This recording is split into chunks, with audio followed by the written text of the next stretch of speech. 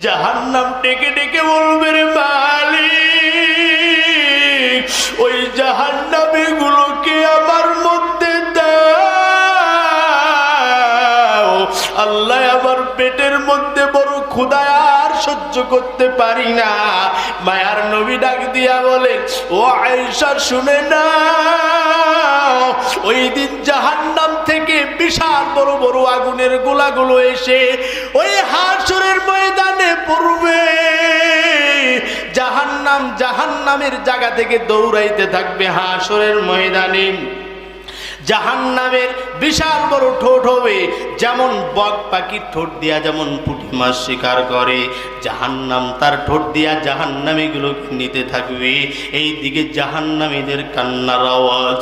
আল্লাহ বলবেন, ও ফেরেশতারা, তোরা কই? জাহান্নামের গলায় শিকল লাগায় দাও, জাহান্নামরে পিছনের দিকে টানতে থাক।